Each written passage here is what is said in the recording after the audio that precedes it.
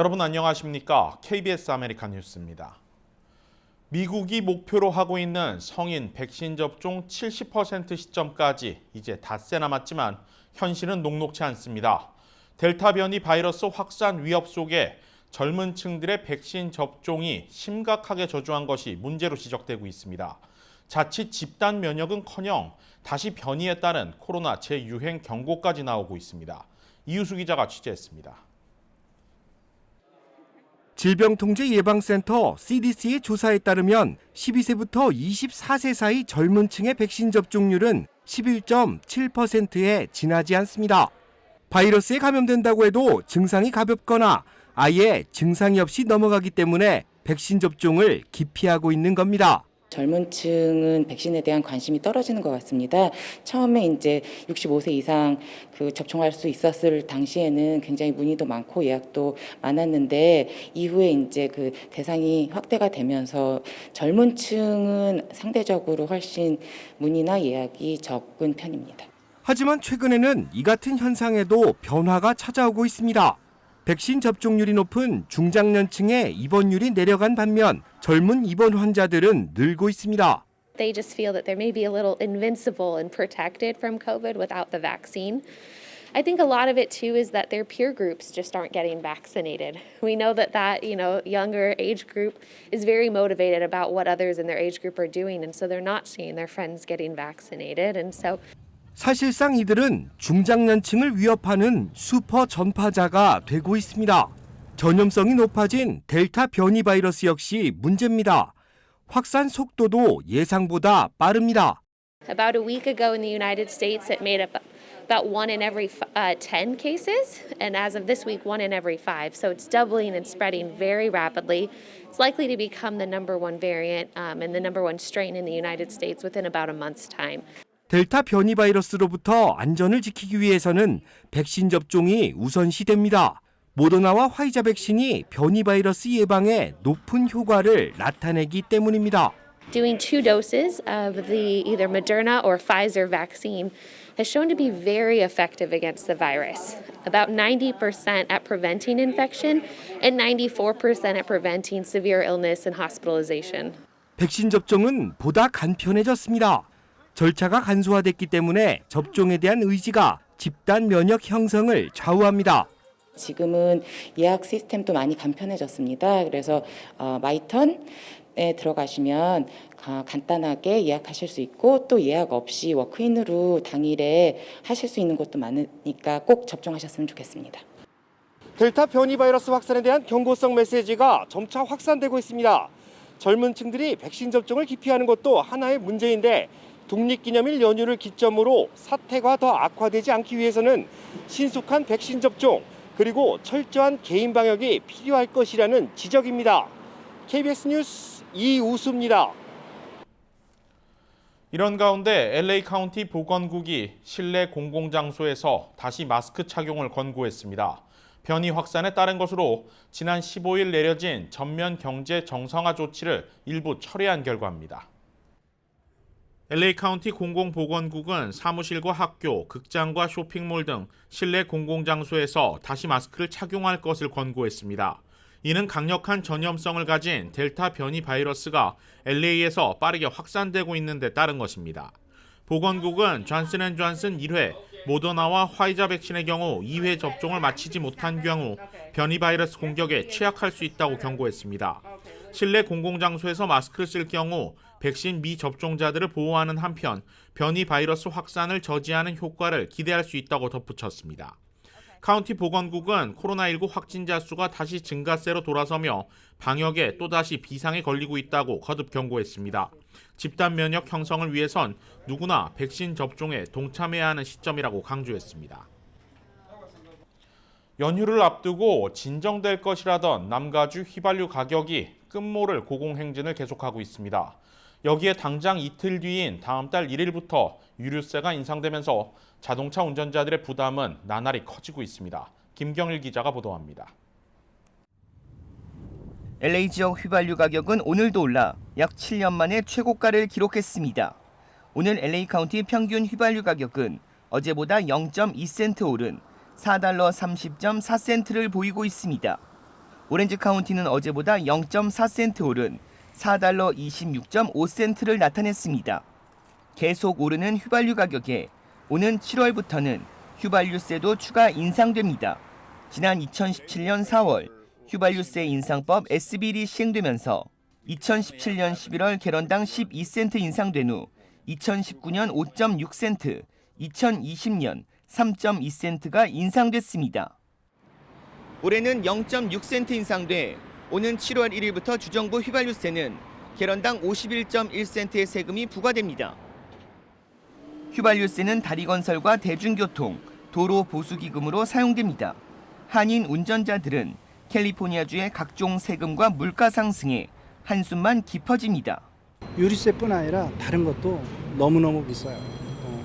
그런데 여길 탈출을 못하니까 여기서 살고 있으니까 감내하고 가는 것뿐이죠.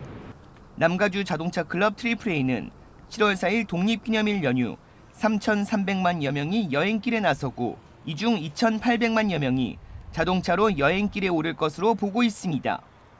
백신 접종자가 증가하면서 여행길에 오르는 사람들도 늘어나 휘발유 가격은 캘리포니아주뿐 아니라 전국적인 수요 증가로 가격이 더 오를 것으로 전망하고 있습니다. Now, as more and more people have become vaccinated, they're feeling more confident to travel again. They need gasoline to get there. And so the demand for fuel at the gas pump is what is putting upward pressure on the prices.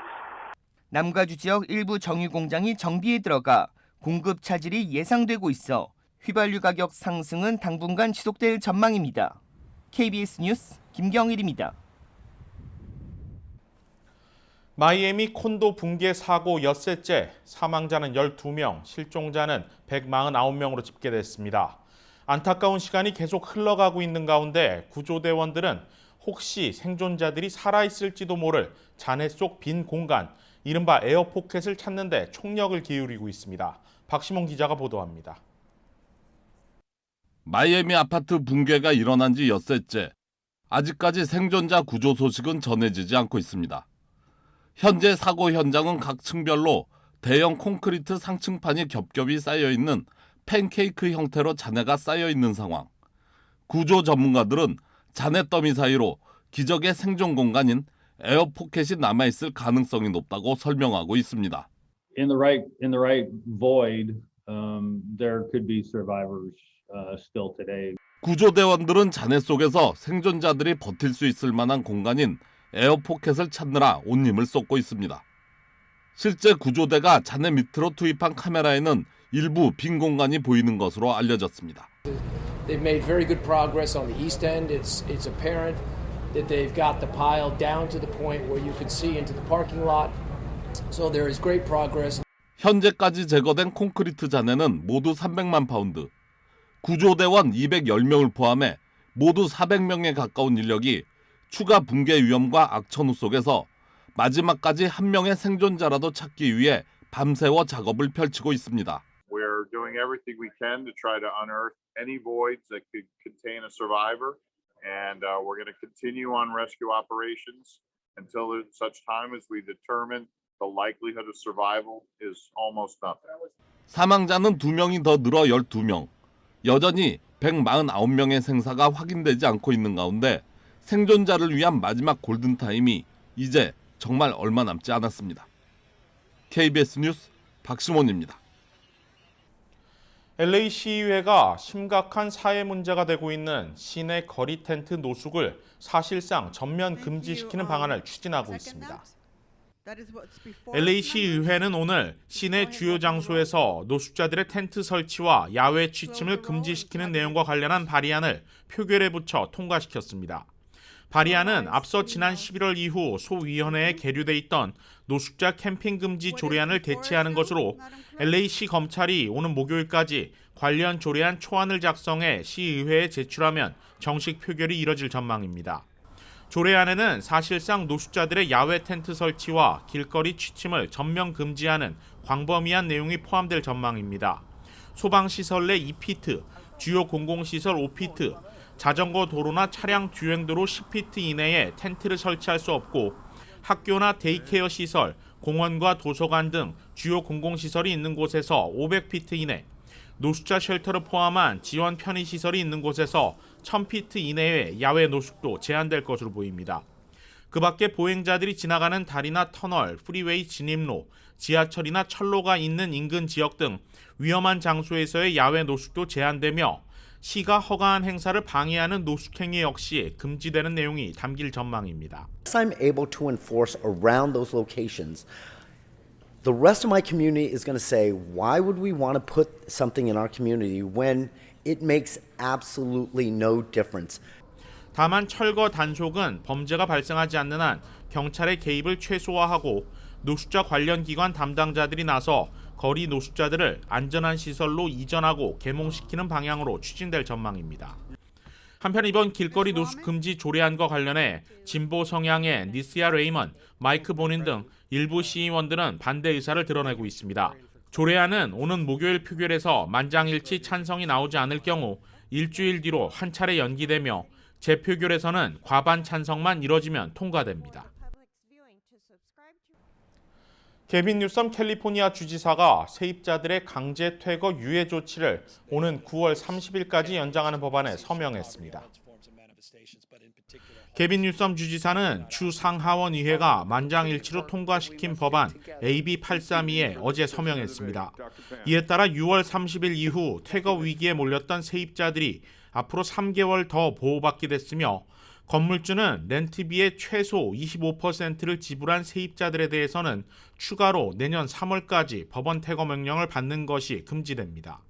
이번 법안에는 또 퇴거 유예 연장과 함께 저소득층 주민들의 밀린 렌트비를 주정부가 대신 납부해주는 내용도 포함됐습니다.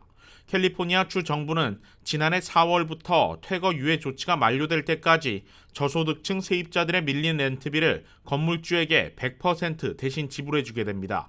자세한 신청 정보는 캘리포니아 주정부 웹사이트에서 확인 가능합니다. 해외 백신 접종자들의 한국 입국 시 자가격리 면제 신청에 대한 사전 접수가 시작되자마자 우려했던 대로 예약 대란이 벌어지고 있습니다.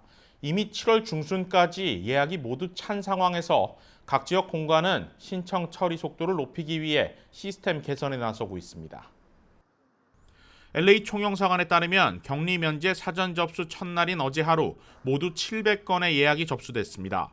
주미 대사관 포함 미주 지역 9개 공관 전체로 확대하면 격리 면제 신청 예약은 모두 5,000건을 상회하는 것으로 나타났습니다. LA 공관의 경우 자가격리 면제 업무를 전담하고 있는 직원 9명이 하루 처리 가능한 예약 신청 건수는 130건입니다. 사실상 가장 빠른 예약일은 7월 중순 이후까지 밀린 상황입니다. 이와 관련해 LA 총영사관은 오늘 보도자료를 배포해 현재 외교부를 중심으로 격리 면제서 발급을 재외국민 민원 포털인 영사민원 24를 통해 직접 온라인 접수하는 시스템을 개발 중에 있다고 밝혔습니다. 영사민원 24를 통한 격리 면제서 직접 접수는 현행 이메일 접수와는 달리 예약이 필요 없는 만큼 빠른 발급이 가능할 것이라고 덧붙였습니다. 서비스 시작은 7월 초 중순 사이가 될 것으로 보이며 직접 접수 시스템이 개통되면 현재 시행 중인 이메일 접수는 폐지될 예정입니다. 따라서 아직 예약을 하지 못한 신청 희망자들은 시스템이 개통된 이후 온라인으로 직접 신청하는 것이 더 빠를 수 있습니다. LA 총영사관 측은 이미 예약 번호를 받아 이메일로 격리 면제서를 신청한 사람들은 예정된 대로 72시간 내 격리 면제서를 발급해 이메일로 회신할 것이라고 밝혔습니다. 한인가정상담소가 코로나19로 어려움을 겪고 있는 소외계층 가정을 대상으로 사랑의 장바구니 나눔 행사를 열었습니다. 이번 행사는 코로나19로 인해 복지 사각지대에 있는 위탁아동과 가정폭력 피해자, 싱글맘과 서류미비자 가정을 대상으로 했으며 가정상담소는 모두 50가정을 선정해 한국 식료품이 담긴 장바구니를 전달했습니다. 사랑의 장바구니는 화랑청소년재단 남가주 16개 지부에서 모은 구호식량과 재외동포재단 지원금으로 구매한 식료품들이 담겼으며 행사 당일에는 10여 명의 화랑청소년재단 학생들과 어머니들이 자원봉사에 나섰습니다. 이번에 처음으로 순위 선택제가 도입된 뉴욕시장 예비선거에서 꼴찌 후보를 제외한 재집계 결과 순위가 뒤바뀌었습니다. 제휴사 뉴욕 KBTV의 보도입니다. 민주당 1차 결과에서 선두를 달리던 브루클린 보로장 에릭 아담스가 51.1%의 득표율로 1위를 차지했습니다. 전 시 보건당국 위원 캐서린 가르시아가 48.9%의 득표율로 2위에 올랐습니다. 지난 선거 당일 시행된 집계에서 2위였던 마야 와일리 후보보다 9%포인트 이상 앞서갔던 아담스 후보는 오늘 마지막 집계에서 가르시아 후보보다 단 2% 앞선 득표율에 그쳤습니다. 직접 투표와 사전 투표를 집계한 지난 화요일 선거 직후 결과에서는 아담스 후보가 31.7%를 득표하며 큰 차이로 1위에 올랐고 마야 와일리 후보가 22.3%, 캐서린 가르시아 후보가 19.5%로 각각 2위와 3위를 차지했습니다.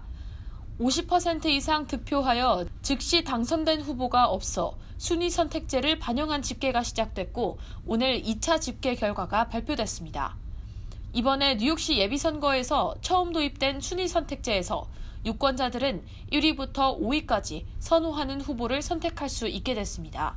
첫 번째 집계에서 50% 이상을 득표한 후보가 없을 경우 가장 득표율이 낮은 후보가 탈락하며 탈락한 후보를 선택한 유권자의 2순위 후보에게 표가 넘어가 새로 집계가 시작됩니다. 이번 결과에는 직접 투표와 사전 투표를 실시한 80만 표만이 반영됐으며 전체 표의 15%에서 20%를 차지하는 13만의 부재자 투표는 아직 집계되지 않았습니다. 최종 결과는 부재자 투표가 모두 반영되는 7월 12일 이후 발표될 예정입니다. KBTV 뉴스 김은지입니다. KBS 아메리칸 뉴스는 시청자들의 의견을 소중히 생각합니다. KBS 아메리칸 뉴스 마칩니다. 고맙습니다.